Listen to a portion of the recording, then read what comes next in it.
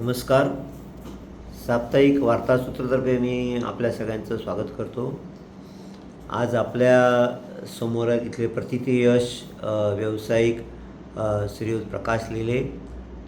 इथे हिंदू संमेलन एक सिद्धेश्वाडी इथे संपन्न होतं आहे 12 तारखेला, 12 एप्रिलला सुभेदारवाडा येथे संध्याकाळी 6 वाजता संपन्न होत आहे. त्याचे ते अध्यक्ष आहेत.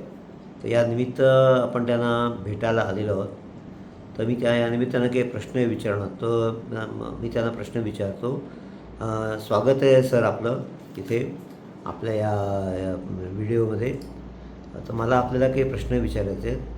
त्याच्यामध्ये हे जे हिंदू संमेलन आपलं आहे, ते हिंदू संमेलन नेमकं काय आहे, काय होणार आहे याचं सांगाल का जरा प्लीज?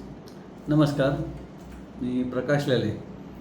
आपलं सिद्धेश्वर आळी आणि परिसर या भागातलं हिंदू संमेलन आपण 12 एप्रिलला सुभेदारवाड्यामध्ये आयोजित केलेलं आहे. आम्ही जेव्हापासून ही तयारी केली, एक 15-20 दिवसाचाच पिरियड मिळाला आम्हाला, पण आम्हाला उत्तम प्रतिसाद आहे. आपल्या इथे प्रत्येक व्यक्ती ही हिंदू आहेच, परंतु ते संघटित होऊन काहीतरी काम व्हावं हा मेन उद्देश आहे. संघ परिवाराने हा कार्यक्रम मुळात आयोजित केलेला आहे. 1925 साली ज्यावेळेला डॉक्टरांनी संघाची स्थापना केली, तेव्हापासून जो उद्देश आहे तो आजपर्यंत टिकून आहे. परंतु हिंदू विखुरले गेलेले आहेत आणि एकदम आपल्याला जगाला गवसणी घालता येणार नाही आहे. हिंदू संघटनेसाठी आपल्याला थोडा पॉकेट तयार करून प्रत्येक लोकांना त्यासाठी तयारी करायला लागेल. बरं, हे एक दिवस हिंदू संमेलन आलं, आपण विचार ऐकले आणि घरी निघून गेलं असं नाही आहे. आपला उद्देश जो आहे मेन, तो ही संघटना चांगली ठेवणं. आणि संघटना ठेवताना एकदम देश पातळीवर किंवा जगाच्या पातळीवर काम करणं कठीण जातं. म्हणून आपण अगदी आपापल्या परिसरात, म्हणजे अगदी जिल्हा घ्या, जिल्ह्यामधून तालुका घ्या, तालुक्यातनं तुम्ही आपला एरिया प्रभाग घ्या, ह्या उद्देशाने आपण छोटे पॉकेट तयार करून एक चांगली संघटना बांधण्याचा प्रयत्न करतोय.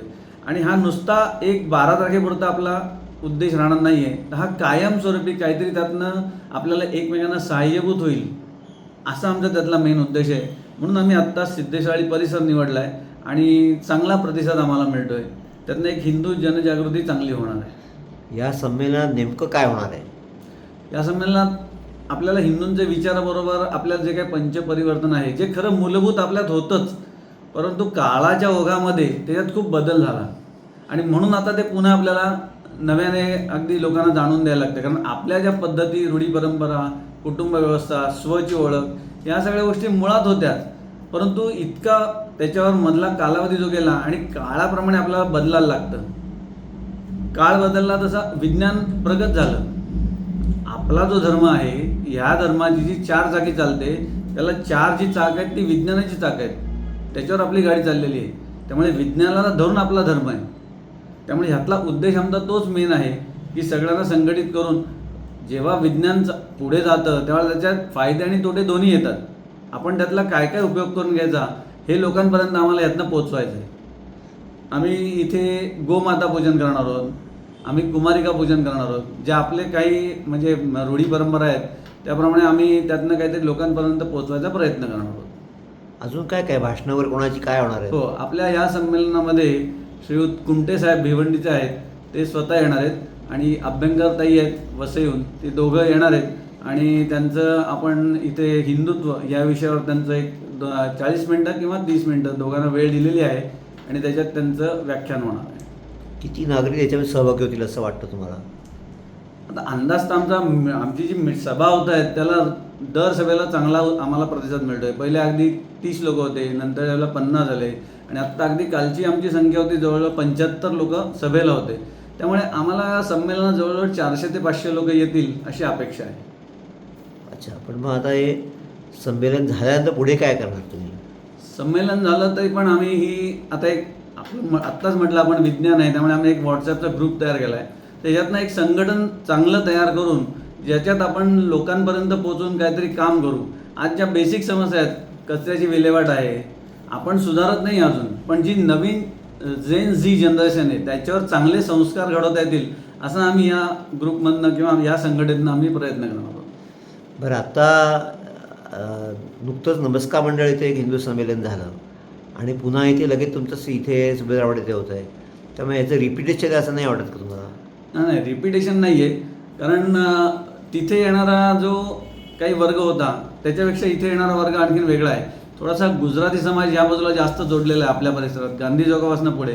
तर हे तिकडे येऊ शकले नाहीत आणि त्यांनाही आपण एकत्र घेऊन पुढे जातापर्यंत आपल्याला तळागाळातले सगळे लोक पाहिजे आहेत. कुठला भाषा, कुठली जात, धर्म हे नाही. हिंदू आपण भगवा ध्वजाखाली सगळे एकत्र येतो. जो या भगव्याला मान देतो त्यांनी सगळ्यांनी एकत्र यावं ह्या उद्देशाने आम्ही पुन्हा एक हा विभाग वेगळा ठेवून तिथे कुठलं, आणि तिथे त्यांनी जे कार्यक्रम केले ते कुठले इथे रिपीट होणार नाही आहेत ही काळजी आम्ही घेतलेली आहे आणि त्यामुळे आम्ही ह्या विभागातलं एक वेगळं संमेलन ठेवलेलं आहे. ह्याच्यामध्ये वैशिष्ट्य काय असेल?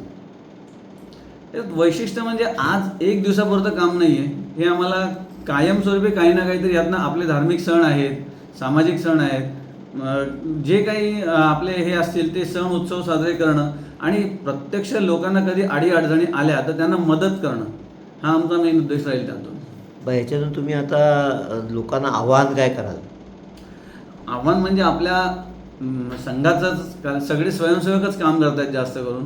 त्यामुळे जर लोकांनी याच्याशी जोडून राहिलं, शेवटी कुठेतरी आपल्याला एक सत्ता लागतेच, तर मतदान करा हे तर पहिले सांगेन मी, कारण सत्तेशिवाय काही होत नाही. आपल्या हातात कुठली सत्ता राहावी लागते. संघटना ही काम करते तेव्हा कुठे जर सत्ताच नसेल तर आपण काही करू शकत नाही. त्यामुळे मतदान करणं आपला पहिला अधिकार आहे, तर तो बजावला पाहिजे सगळ्यांनी. बरं, ठीक आहे, धन्यवाद. धन्यवाद.